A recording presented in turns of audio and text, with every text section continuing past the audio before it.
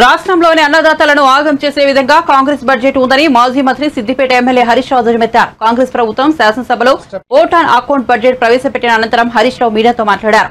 రైతులకు చాంతాడంత చేస్తామని చెప్పి చెండాడంత కూడా నిధులు కేటాయించలేదని హరీష్ రావు ధ్వజమెత్తారు. రైతులను ఆగం చేసేలా ఈ బడ్జెట్ ఉందన్నారు. రాష్ట్ర బడ్జెట్ తెలంగాణ ప్రజలను తీవ్ర నిరాశపరిచిందన్నారు. రాష్ట్రంలో ప్రజాపాలన అభాసుల పాలైందన్నారు. కాంగ్రెస్ మేనిఫెస్టోలో ప్రతిరోజు సీఎం ప్రజా దర్బార్ నిర్వహిస్తామన్నారు. ప్రభుత్వం ఈరోజు ప్రవేశపెట్టినటువంటి బడ్జెట్ ఎంతో ఆశగా ఎదురు చూస్తున్నటువంటి రైతులు, మహిళలు, నిరుద్యోగ యువత, రాష్ట్ర ప్రజలందరినీ కూడా తీవ్ర నిరాశపరిచింది. వాగ్దాన భంగంతోనే ప్రజాపాలన మొదలైంది. ఇవాళ దానికి బడ్జెట్ కూడా అద్దం పడతా ఉంది. మీరు చూశారు, ఈరోజు నిన్న కూడా మేము శాసనసభలో మాట్లాడాం. ప్రజాపాలన అనేటువంటిది అభాసు పాలైంది. ఒక్కరోజు ముఖ్యమంత్రి గారు పోయారు, 3 రోజులు మంత్రులు పోయారు, తర్వాత అవుట్సోర్సింగ్ ఉద్యోగులకు పరిమితమైందని నిన్న శాసనసభలో కూడా చెప్పాం.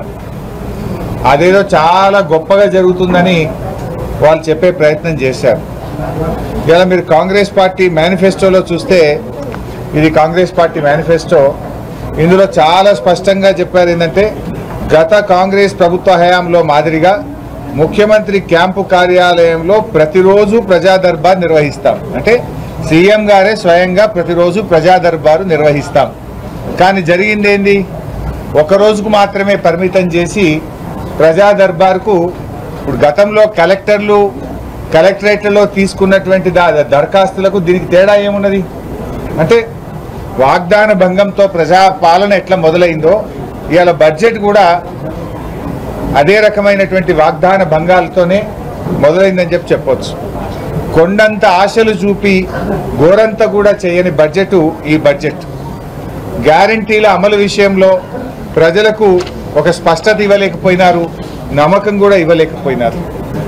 ముఖ్యంగా గౌరవ కేసీఆర్ గారు రైతును రాజు చేసేందుకు కేసీఆర్ గారు ప్రభుత్వం కష్టపడితే, కాంగ్రెస్ పార్టీ ఈ ప్రభుత్వం ప్రవేశపెట్టిన బడ్జెట్ అన్నదాతల్ని ఆగం చేసే విధంగా ఉన్నది. ఎన్నికల ప్రచారంలో రైతులకు కాంగ్రెస్ చెప్పిందేమో చాంతాడంత, బడ్జెట్లో ఇచ్చిందేమో చెంచాడంత.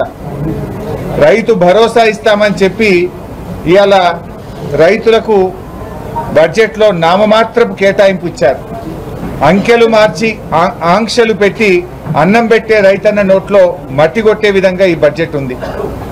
రైతు బంధుకు రామ్ రామ్ పలికేటట్టు, రుణమాఫీకి మొండి చేయి చూపేటట్టు, పంటల బోనస్ బోగస్ అన్నట్లుగా ఈరోజు బడ్జెట్లో కేటాయింపులు ఉన్నాయి. ఎందుకు ఈ మాట అంటున్నామంటే, ఆర్థిక మంత్రి గారు స్వయంగా బడ్జెట్ చదివేటప్పుడు ఏమన్నారంటే, వ్యవసాయ రంగానికి ఈ బడ్జెట్లో 19,746 కోట్లు పెట్టినామన్నారు. ఈ 19,746 కోట్లలో ఎస్టాబ్లిష్మెంట్ ఉంటుంది కదా, జీతాలు, ఎస్టాబ్లిష్మెంటే 3,000 కోట్లు పోతుంది. ఇక మిగిలేదంత 16,000 కోట్లు. మరి 16,000 కోట్లలో రైతు భరోసా ఎట్లొస్తుంది, రుణమాఫీ ఎట్లా చేస్తారు, రైతు బీమాకు నిధులు ఎక్కడివి, బోనస్ ఎట్లా అమలు చేస్తారు, మరి అదేవిధంగా పంటల బీమా ఎట్లా చేస్తారు, ఫామ్